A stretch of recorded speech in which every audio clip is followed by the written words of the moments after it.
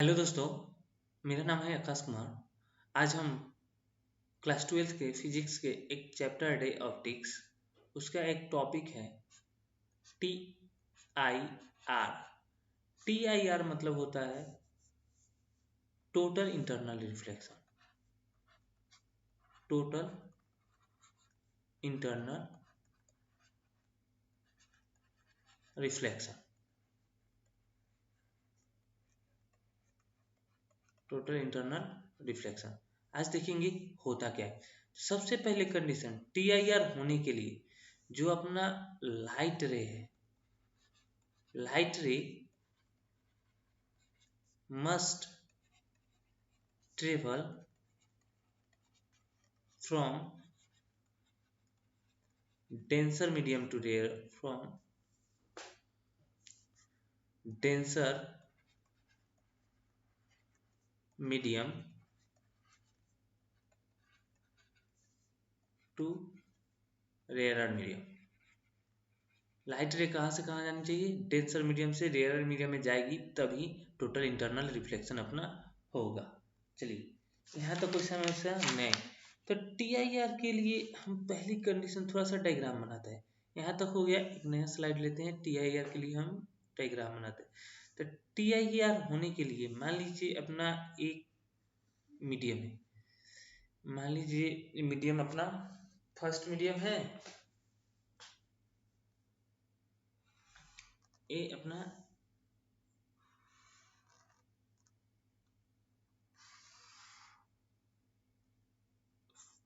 Medium first है, जिसका refractive index मान लेते हम n1 है, और दूसरा मीडियम n2 है।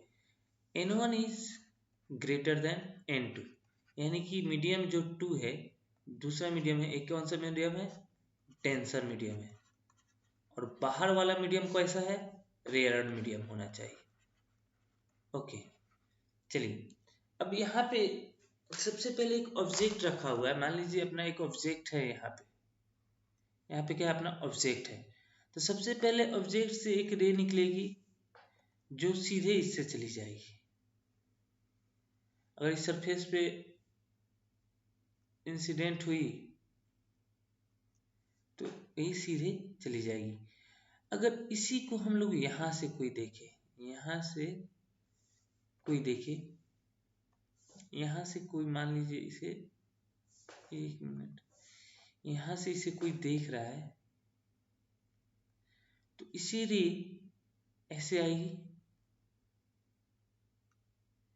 ओके, ऐसे आएगी। आने के बाद यहाँ पे सबसे पहले क्या बनेगी? नॉर्मल बनेगी। नॉर्मल एंगल आई हो जाएगा। मान लीजिए एंगल थीटा है, 1 है। क्या है? थीटा 1 है।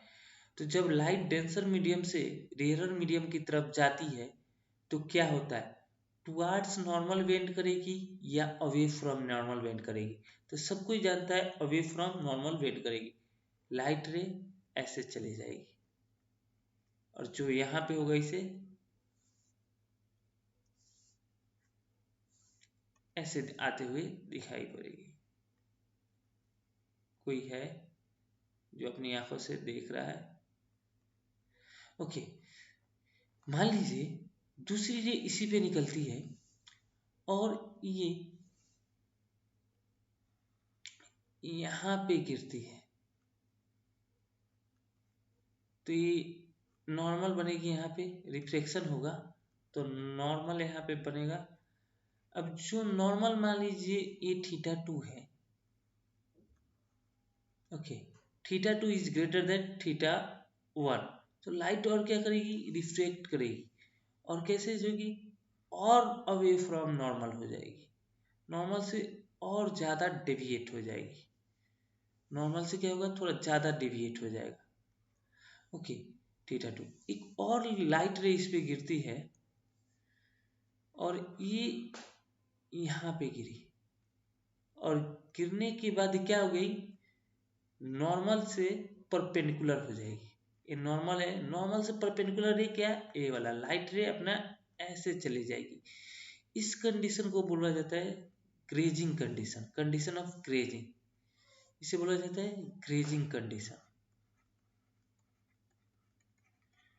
Grazing condition.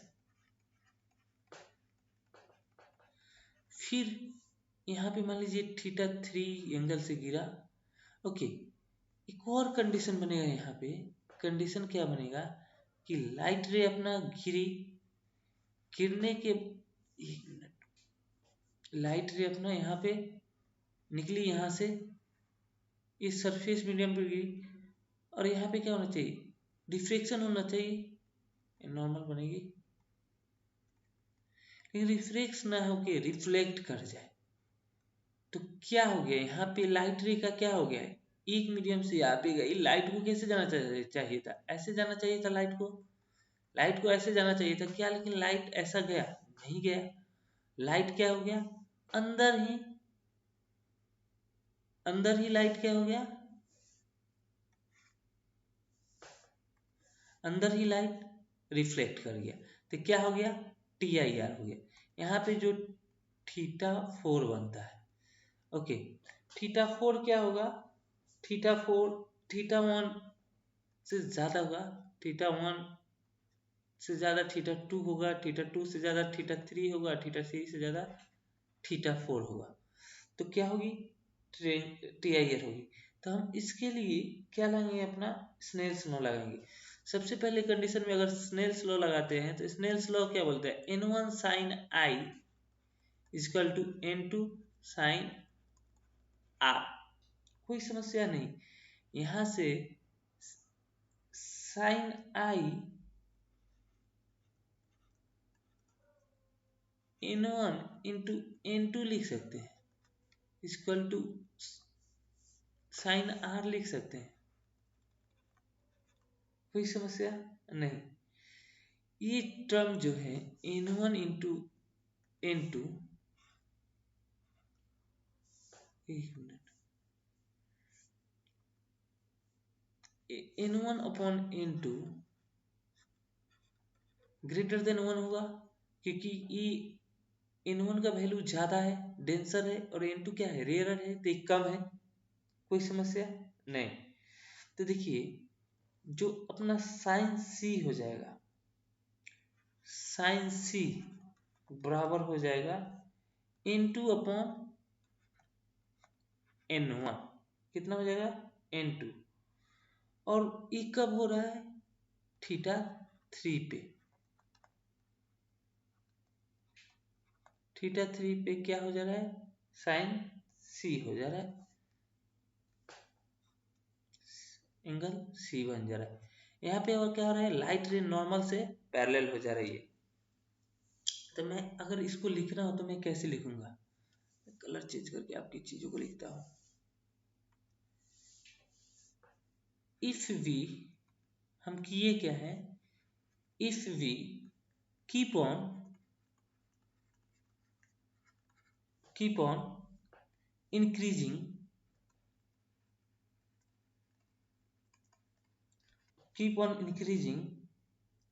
Incidence angle, incidence angle को हम लोग बढ़ाते रहे,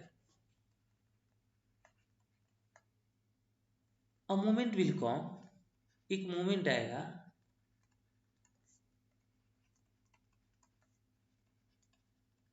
will come, angle of refraction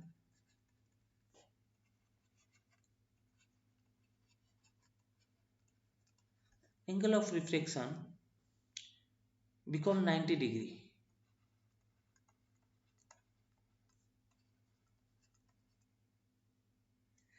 At this moment, at this moment,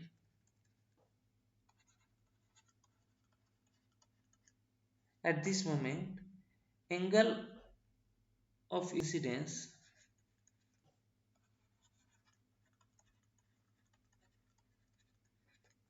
is called critical angle।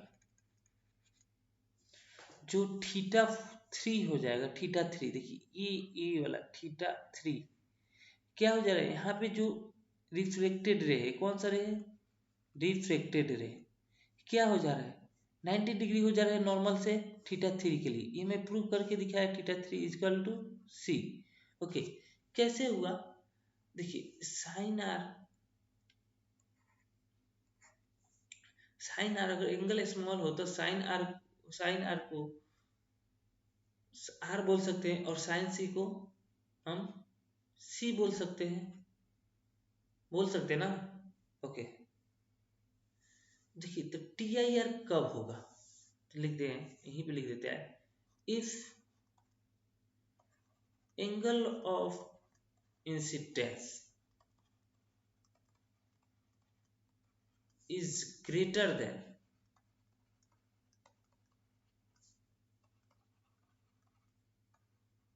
Critical angle,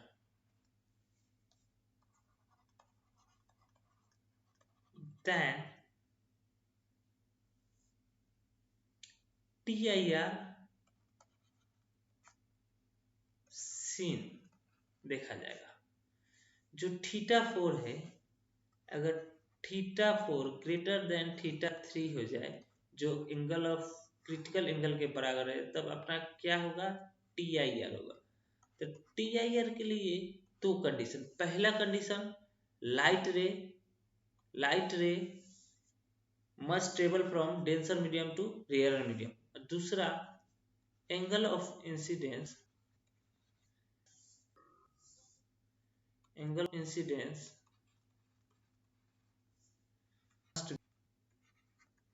greater than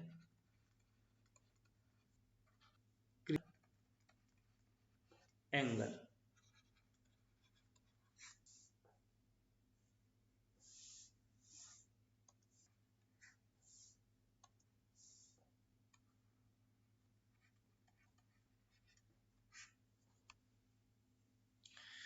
हुआ? तो देखिए टीआईआर का एप्लीकेशन बहुत सारा होता है। टीआईआर का एप्लीकेशन जो ऑब्जेक्ट को है उसे 90 डिग्री से रोटेट करने के लिए होता है, ऑप्टिकल फाइबर में होता है, ब्रिलियंस ऑफ डायमंड टीआईआर के कारण होता है, और मिराज का फॉर्मेशन होता है, वो भी टीआईआर का ही एप्लीकेशन होता है।